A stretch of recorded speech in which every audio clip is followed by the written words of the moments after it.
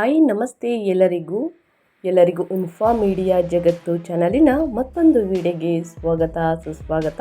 ಸ್ನೇಹಿತರೆ, ಎಲ್ಲರೂ ಹೇಗಿದ್ದೀರಾ? ಎಲ್ಲರೂ ಚೆನ್ನಾಗಿದ್ದೀರಾ ಅಂದ್ಕೊಂಡಿದ್ದೀನಿ. ನಾನು ಕೂಡ ತುಂಬಾ ಚೆನ್ನಾಗಿದ್ದೀನಿ. ಎಲ್ಲರೂ ಚೆನ್ನಾಗಿದ್ದೀರಾ ಅಂದ್ಕೊಂಡು ಭಾವಿಸ್ಕೊಂಡು ಇವತ್ತಿನ ಒಂದು ವಿಡಿಯೋನ ಶುರು ಮಾಡಿಬಿಡೋಣ. ಇವತ್ತಿನ ಒಂದು ವಿಡಿಯೋದಲ್ಲಿ ಸಿಂಹ ರಾಶಿಯವರಿಗೆ ಸೆಪ್ಟೆಂಬರ್ 2025ರಲ್ಲಿ ನಿಮ್ಮ ರಾಶಿ ಫಲದ ಬಗ್ಗೆ ತಿಳಿಸ್ಕೊಡ್ತೀನಿ. ಗ್ರಹಗಳ ಸಂಚಾರದಿಂದ ಸಿಂಹ ರಾಶಿಯವರಿಗೆ ಸ್ನೇಹಿತರೆ, ವ್ಯಾಪಾರದಲ್ಲಿ, ವ್ಯವಹಾರದಲ್ಲಿ, ಇನ್ನು ಹಣಕಾಸಿನಲ್ಲಿ, ನಿಮ್ಮ ಆರೋಗ್ಯ, ಕುಟುಂಬ ಜೀವನ, ವೈಯಕ್ತಿಕ ಜೀವನ, ಪ್ರೇಮ ಜೀವನ, ಇನ್ನು ಆಸ್ತಿಯನ್ನು ಖರೀದಿ ಮಾಡುವುದಕ್ಕೆ ಯೋಗ್ಯನ ಅಥವಾ ಮುಂದಿನ ದಿನಗಳಲ್ಲಿ ಯಾವ ದಿನಾಂಕ ಬೆಟರ್ ಇದೆ ಆಸ್ತಿ ಪ್ರಾಪರ್ಟಿಯನ್ನು ಖರೀದಿ ಮಾಡುವುದಕ್ಕೆ ಮತ್ತು ಮಾರಾಟವನ್ನು ಮಾಡುವುದಕ್ಕೆ, ಟೋಟಲ್ ಇನ್ಫಾರ್ಮೇಷನ್ನ ಸಿಂಹ ರಾಶಿಯವರಿಗೆ ಇದೇ ವಿಡಿಯೋದಲ್ಲಿ ತಿಳಿಸ್ಕೊಡ್ತೀನಿ. ಇದನ್ನೆಲ್ಲ ತಿಳ್ಕೋಬೇಕು ಅಂದರೆ ಎಲ್ಲೂ ಕೂಡ ವಿಡಿಯೋನ ಸ್ಕಿಪ್ ಮಾಡಬಾರ್ದು. ಅಂದರೆ ವಿಡಿಯೋನ ಕಟ್ ಮಾಡಿ ಓಡಿಸ್ಕೊಂಡೋಗಿ ನೋಡಿದ್ರೆ ಫುಲ್ ಇನ್ಫಾರ್ಮೇಷನ್ ಅರ್ಥ ಆಗಲ್ಲ. ಸೊ ಹಾಗಾಗಿ ಎಲ್ಲ ವಿಡಿಯೋದಲ್ಲೂ ತಿಳಿಸ್ತಾ ಇರ್ತೀನಿ. ಬಿಗಿನಿಂದ ಹೆಂಡ್ ತನಕ ವಿಡಿಯೋನ ವಾಚ್ ಮಾಡಿ. ವಿಡಿಯೋದಲ್ಲಿ ಒಳ್ಳೆ ಮಾಹಿತಿ ಸಿಕ್ಕಿದ್ದಲ್ಲಿ ತಪ್ಪದೆ ವಿಡಿಯೋಗೊಂದು ಲೈಕ್ ಕೊಟ್ಟು, ಇನ್ನೂ ನನ್ನ ಚಾನಲ್ನ ಸಬ್ಸ್ಕ್ರೈಬ್ ಮಾಡ್ಕೊಳ್ದೇ ನೋಡ್ತಿದ್ರೆ ದಯವಿಟ್ಟು ಇನ್ಫಾರ್ಮೇಡಿಯಾಗೆ ಸಬ್ಸ್ಕ್ರೈಬ್ ಆಗಿ ನಿಮ್ಮ ಅಭಿಪ್ರಾಯವನ್ನು ಕಮೆಂಟ್ ಬಾಕ್ಸಲ್ಲಿ ತಿಳಿಸಿ. ಯಾರೆಲ್ಲ ಸಬ್ಸ್ಕ್ರೈಬ್ ಮಾಡ್ಕೊಂಡಿದ್ದೀರಾ ಅವ್ರಿಗೆ ಥ್ಯಾಂಕ್ ಯು ಸೋ ಮಚ್ ಅಂತ ಹೇಳ್ತಾ, ಹಾಗೂ ಶ್ರೀ ಕಾರ್ಯಸಿದ್ಧಿ ಆಂಜನೇಯ ಸ್ವಾಮಿ ಜ್ಯೋತಿಷ್ಯವರಿಂದ ಸ್ನೇಹಿತರೆ, ನಿಮ್ಮ ಜೀವನದಲ್ಲಿ ಆಗುವ ಸಕಲ ಸಮಸ್ಯೆಗಳಾದಂತಹ ಸತಿಪತಿ ಕಲಹ, ಭೂಮಿ ವಿಚಾರ, ಕೋರ್ಟ್ ಕೇಸ್, ವ್ಯಾಪಾರ, ಹಣಕಾಸಿನ ತೊಂದರೆ, ಸ್ತ್ರೀಯರ ಗುಪ್ತ ಸಮಸ್ಯೆ, ಹೀಗೆ 10 ಹಲವಾರು ಸಮಸ್ಯೆಗಳಿಗೆ ಶಾಶ್ವತ ಪರಿಹಾರವನ್ನು ಮಾಡಿಕೊಡ್ತಾರೆ. ಡಿಸ್ಪ್ಲೇ ಮೇಲೆ ಕಾಣುತ್ತಿರುವಂತಹ ಗುರುಜಿ ನಂಬರ್ಗೆ ಒಮ್ಮೆ ಕರೆ ಮಾಡಿ. ಕೇವಲ 2 ದಿನದಲ್ಲೇ 100% ನಿಮ್ಮ ಸಮಸ್ಯೆಗಳೆಲ್ಲ ದೂರ ಹೋಗಲಿದೆ. ಯಾರೆಲ್ಲ ಸಬ್ಸ್ಕ್ರೈಬ್ ಮಾಡಿಕೊಂಡು ಪ್ರತಿನಿತ್ಯ ವಿಡಿಯೋ ವಾಚ್ ಮಾಡ್ತಿದ್ದೀರಾ ಸ್ನೇಹಿತರೆ, ಅವ್ರಿಗೆ ಥ್ಯಾಂಕ್ ಯು ಸೋ ಮಚ್ ಅಂತ ಹೇಳ್ತಾ ವಿಡಿಯೋದ ಕಡೆ ಗಮನ ಕೊಟ್ಬಿಡೋಣ. ಹೌದು ಸ್ನೇಹಿತರೆ, 2025 ಸೆಪ್ಟೆಂಬರ್ ತಿಂಗಳಲ್ಲಿ ನಿಮ್ಮ ರಾಶಿಫಲ ಹೇಗಿರಲಿದೆ? ನಮ್ಮ ಜ್ಯೋತಿಷ್ಯಗಳಿಂದ ಸಮಗ್ರ ವಿಶ್ಲೇಷಣೆ ಅಂತಲೇ ಹೇಳ್ಬೋದು. ಸೆಪ್ಟೆಂಬರ್ 2025ರಲ್ಲಿ ಸಿಂಹ ರಾಶಿಯವರಿಗೆ ಗ್ರಹ ಸಂಚಾರಗಳು ಹೇಗಿರಲಿದೆ ಅಂದರೆ, ಈ ತಿಂಗಳು ಶುಕ್ರನು 15ರಿಂದ ಸ್ನೇಹಿತರೆ ನಿಮ್ಮ 1ನೇ ಮನೆಗೆ ಅಂದರೆ ಸಿಂಹ ರಾಶಿಗೆ, ಮಂಗಳನು 13ರಂದು ನಿಮ್ಮ 3ನೇ ಮನೆಗೆ ತುಲಾ ರಾಶಿಗೆ ಸಂಚರಿಸುತ್ತಾರೆ. ಬುಧ ಮತ್ತು ಸೂರ್ಯ 15ರಿಂದ 17ನೇ ತಾರೀಕುವರೆಗೆ ನಿಮ್ಮ 2ನೇ ಮನೆಯಾದ ಕನ್ಯಾ ರಾಶಿಗೆ ಪ್ರವೇಶಿಸುತ್ತಾರೆ. ಗುರು ನಿಮ್ಮ 11ನೇ ಮನೆಯಲ್ಲಿ, ಶನಿ ನಿಮ್ಮ 8ನೇ ಮನೆಯಲ್ಲಿ, ರಾಹು ನಿಮ್ಮ 7ನೇ ಮನೆಯಲ್ಲಿ ಮತ್ತು ಕೇತು ನಿಮ್ಮ 1ನೇ ಮನೆಯಲ್ಲಿ ಇರುತ್ತಾರೆ ಸ್ನೇಹಿತರೆ. ಇದು ಗ್ರಹಗಳ ಸಂಚಾರದಿಂದ ನಿಮ್ಮ ಜೀವನದಲ್ಲಿ ಆಗುವ ಸಾಕಷ್ಟು ಬದಲಾವಣೆಗಳು ಅಂತಲೇ ಹೇಳಬಹುದು. ಒಟ್ಟಾರೆಯಾಗಿ ಮಾಸ ಭವಿಷ್ಯ ಸೆಪ್ಟೆಂಬರ್ 2025ರಲ್ಲಿ ಸಿಂಹ ರಾಶಿಯವರಿಗೆ ಹೇಗಿರಲಿದೆ? ಇನ್ನು ಸಣ್ಣ ಪುಟ್ಟ ಅಡೆತಡೆಗಳು ಬಂದಿದ್ದಲ್ಲಿ ಏನೆಲ್ಲ ಪರಿಹಾರಗಳನ್ನು ಮಾಡಬೇಕು ಅನ್ನೋದನ್ನ ತಿಳಿಸ್ಕೊಡ್ತೀನಿ. ಆದಷ್ಟು ನನ್ನ ಚಾನಲಲ್ಲಿ ಬರುವಂತಹ ಸರಳ ಪರಿಹಾರವನ್ನು ಫಾಲೋ ಮಾಡಿ 100% ನಿಮಗೆ ಎಲ್ಲ ಸಮಸ್ಯೆಗಳು ನಿವಾರಣೆಯಾಗಲಿದೆ. ಓಕೆ ಸ್ನೇಹಿತರೆ, ತಡ ಮಾಡೋದು ಬೇಡ, ವಿಡಿಯೋದ ಕಡೆ ಗಮನ ಕೊಡ್ತಾ ಹೋಗ್ಬಿಡೋಣ. ಈ ತಿಂಗಳು ನಿಮಗೆ ಮಿಶ್ರ ಫಲಿತಾಂಶಗಳು ಲಭಿಸುತ್ತದೆ ಸ್ನೇಹಿತರೆ. ಶುಭ ಗ್ರಹವಾದ ಗುರು ನಿಮ್ಮ ಆದಾಯಕ್ಕೆ ಬಲವಾದ ಬೆಂಬಲವನ್ನು ನೀಡಿದರೆ, ಶನಿ, ರಾಹು ಮತ್ತು ಕೇತುಗಳ ಸವಾಲಿನ ಸಂಚಾರಗಳು ನಿಮ್ಮ ವೃತ್ತಿ ಸಂಬಂಧಗಳು ಮತ್ತು ಆರೋಗ್ಯವನ್ನು ಎಚ್ಚರಿಕೆಯಿಂದ ನೋಡಿಕೊಳ್ಬೇಕೆಂದು ಸೂಚಿಸುತ್ತದೆ. ಈ ತಿಂಗಳನ್ನು ನಿಭಾಯಿಸಲು ನಿಮ್ಮ ಅಹಂಕಾರವನ್ನು ನಿರ್ವಹಿಸುವುದು, ಚಿಂತನಶೀಲವಾಗಿ ಮಾತನಾಡುವುದು ಮತ್ತು ತಾಳ್ಮೆಯಿಂದ ಇರುವುದು ಬಹಳ ಮುಖ್ಯವಾಗುತ್ತದೆ. ಆದಷ್ಟು ದುಡುಕಬೇಡಿ ಸ್ನೇಹಿತರೆ. ಅಂದರೆ ಕೋಪದಿಂದ ಆಡಿದ ಮಾತು ಸ್ನೇಹಿತರೆ, ಅದು ಮನಸ್ಸಿಗೆ ನಾಟುತ್ತೆ ಅಂತಲೇ ಹೇಳ್ಬೋದು. ಸೊ ಹಾಗಾಗಿ ತಾಳ್ಮೆಯಿಂದ ವರ್ತನೆ ಮಾಡಿ, ತಾಳ್ಮೆಯಿಂದ ಇರುವುದು ಬಹಳ ಮುಖ್ಯ. ತಿಂಗಳಲ್ಲಿ ಸಿಂಹ ರಾಶಿಯವರಿಗೆ ಸ್ವಲ್ಪ ಕೋಪಿಷ್ಟರು ಅಂತಲೇ ಹೇಳ್ಬೋದು. ಸೊ ಹಾಗಾಗಿ ಎಚ್ಚರಿಕೆಯಿಂದ ನೋಡ್ಕೊಳ್ಬೇಕಾಗುತ್ತದೆ ನಿಮ್ಮ ಆರೋಗ್ಯವನ್ನು. ಇನ್ನು ಈ ತಿಂಗಳು ನಿಭಾಯಿಸಲು ನಿಮ್ಮ ಅಹಂಕಾರವನ್ನು ನಿರ್ವಹಿಸುವುದು, ಚಿಂತನಶೀಲವಾಗಿ ಮಾತನಾಡುವುದು ಮತ್ತು ತಾಳ್ಮೆಯಿಂದ ಇರುವುದು ಬಹಳ ಮುಖ್ಯ ಅಂತ ಹೇಳ್ತಾ, ಇನ್ನು ನಿಮ್ಮ ವೃತ್ತಿ ಜೀವನದಲ್ಲಿ, ನಿಮ್ಮ ವ್ಯಾಪಾರದಲ್ಲಿ, ನಿಮ್ಮ ಹಣಕಾಸಿನಲ್ಲಿ, ನಿಮ್ಮ ಕುಟುಂಬ ಜೀವನ ಹೇಗಿರಲಿದೆ ಅನ್ನೋದನ್ನ ತಿಳಿಸ್ಕೊಡ್ತಾ ಹೋಗ್ತೀನಿ. ಮೊದಲನೇದಾಗಿ ವಿದ್ಯಾರ್ಥಿಗಳ ಬಗ್ಗೆ ತಿಳಿಸ್ಕೊಟ್ಬಿಡ್ತೀನಿ. ಶಿಕ್ಷಣದ ಬಗ್ಗೆ ಹೇಳೋದಾದರೆ, ವಿದ್ಯಾರ್ಥಿಗಳು ತಮ್ಮ ಅಧ್ಯಯನದ ಮೇಲೆ ಹೆಚ್ಚು ಗಮನ ಹರಿಸಬೇಕು. ಏಕೆಂದರೆ ತಿಂಗಳ ಮೊದಲಿನ ಭಾಗದಲ್ಲಿನ ಸಂಚಾರಗಳು ಏಕಾಗ್ರತೆಯ ಕೊರತೆ ಮತ್ತು ಆಕ್ರಮಣಕಾರಿ ಸ್ವಭಾವಕ್ಕೆ ಕಾರಣವಾಗಬಹುದು. ಮೊದಲನೇದಾಗಿ ವಿದ್ಯಾರ್ಥಿಗಳ ಬಗ್ಗೆ ಹೇಳೋದಾದರೆ, ವಿದ್ಯಾರ್ಥಿಗಳು ತಮ್ಮ ಅಧ್ಯಯನದ ಮೇಲೆ ಹೆಚ್ಚು ಗಮನ ಹರಿಸಬೇಕು.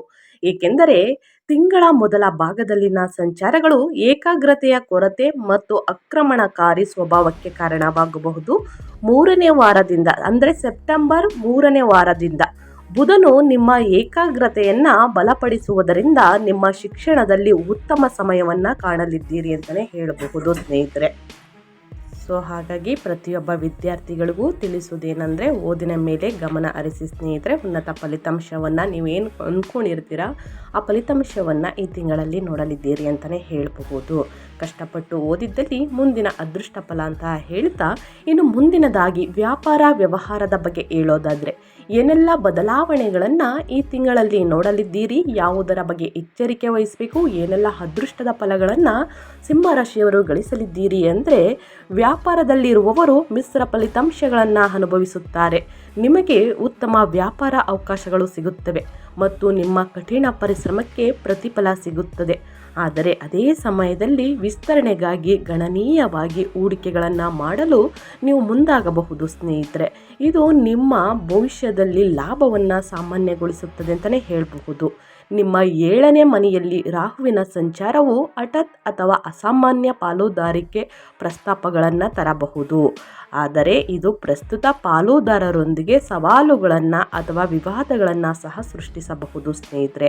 ಇನ್ನು ಯಾವುದೇ ಹೊಸ ವ್ಯಾಪಾರ ಒಪ್ಪಂದವನ್ನು ಅಂತಿಮಗೊಳಿಸುವ ಮೊದಲು ಎಚ್ಚರಿಕೆಯಿಂದ ಯೋಚಿಸುವುದು ಅವಶ್ಯಕ. ನೀವು ಯಾವುದೇ ವ್ಯಾಪಾರದಲ್ಲಿ ಮತ್ತು ವ್ಯವಹಾರದಲ್ಲಿ ಹೂಡಿಕೆಯನ್ನು ಮಾಡಬೇಕು ಅಥವಾ ಅಂತಿಮಗೊಳಿಸಬೇಕು, ಇನ್ನು ಯಾವುದಾದ್ರೂ ಸಹಿಯನ್ನು ಹಾಕಬೇಕು ಅಂತಂದರೆ ಸಿಂಹರಾಶಿಯವರು ಬಹಳಷ್ಟು ಯೋಚಿಸಿ ನಿರ್ಧಾರಗಳನ್ನು ತೆಗೆದುಕೊಳ್ಳಿ ಸ್ನೇಹಿತರೆ. ಯಾರನ್ನೂ ಕೂಡ ಅತಿಯಾಗಿ ಕುರುಡರಾಗಿ ನಂಬಕ್ಕೆ ಹೋಗಬೇಡಿ. ಮೋಸ ಅಂತೂ ಹೋಗೋದಂತೂ ಖಚಿತ ಅಂತಲೇ ಹೇಳ್ಬೋದು. ಸೊ ಹಾಗಾಗಿ ಅವರ ಬಗ್ಗೆ ಎಚ್ಚರಿಕೆ ವಹಿಸಿ. ಇನ್ನು ಅದೇ ರೀತಿ ಸ್ನೇಹಿತರೆ, ನಿಮ್ಮ ಆರೋಗ್ಯದ ಬಗ್ಗೆ ಹೇಳೋದಾದರೆ ಏನೆಲ್ಲ ಬದಲಾವಣೆಗಳನ್ನು ಈ ತಿಂಗಳಲ್ಲಿ ನೋಡಲಿದ್ದೀರಿ, ಯಾವುದರ ಬಗ್ಗೆ ನಿಮ್ಮ ಆರೋಗ್ಯದ ಬಗ್ಗೆ ಎಚ್ಚರಿಕೆ ವಹಿಸಬೇಕು ಅನ್ನೋದನ್ನ ನೋಡ್ತಾ ಹೋಗೋಣ. ಆರೋಗ್ಯದ ದೃಷ್ಟಿಯಿಂದ ಈ ತಿಂಗಳು ಪರವಾಗಿಲ್ಲ ಸ್ನೇಹಿತರೆ, ಆದರೆ ನೀವು ಜಾಗರೂಕರಾಗಿರಬೇಕು. ಯಾವ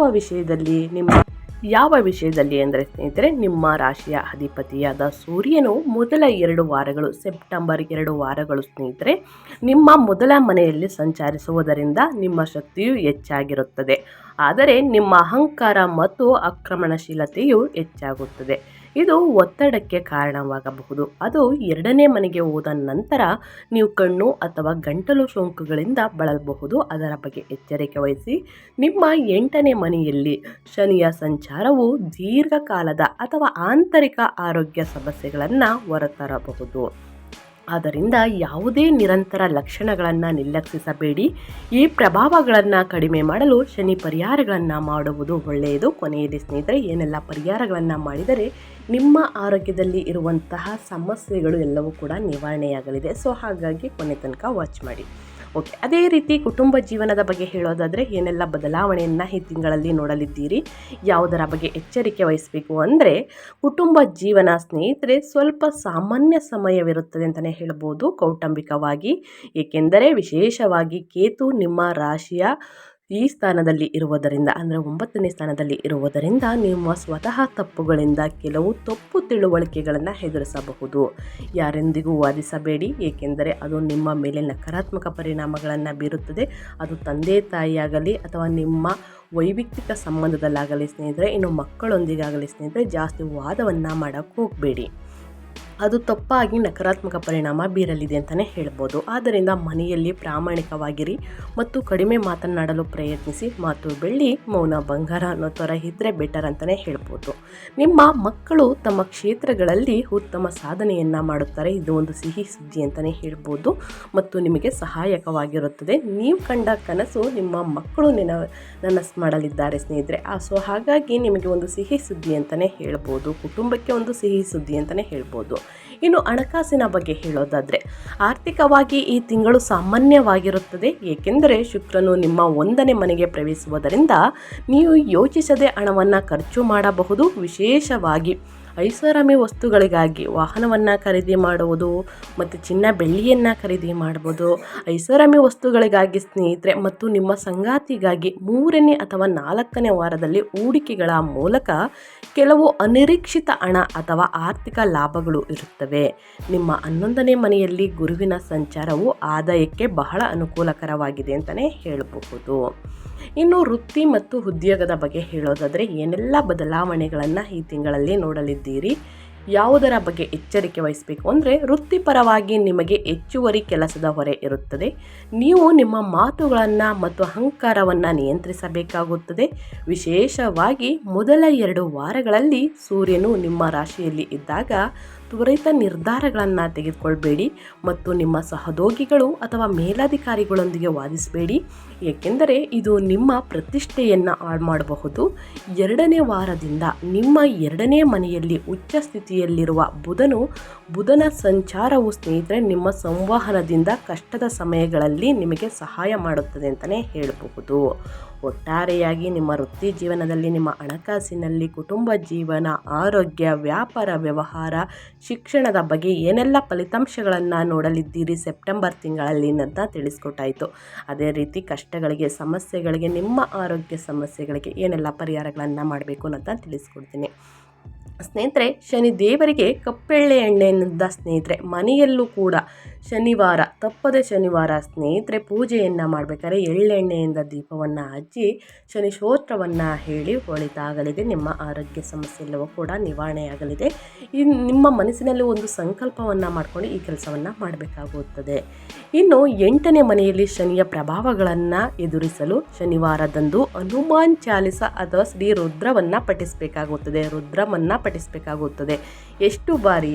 11 ಬಾರಿ, 21 ಬಾರಿ, 108 ಬಾರಿ ನಿಮಗೆ ಅನುಕೂಲ ಹೇಗಿರುತ್ತೋ ಆ ಥರ ಪಠಿಸುವುದಕ್ಕೆ ಆಗಲಿಲ್ಲ, ಹೇಳುವುದಕ್ಕೆ ಬರಲ್ಲ ಅಂದರೆ ಸ್ನೇಹಿತರೆ ಆದಷ್ಟು ಕೇಳಿಸ್ಕೊಳ್ಳುವುದು ಬಹಳ ಮುಖ್ಯವಾಗುತ್ತದೆ.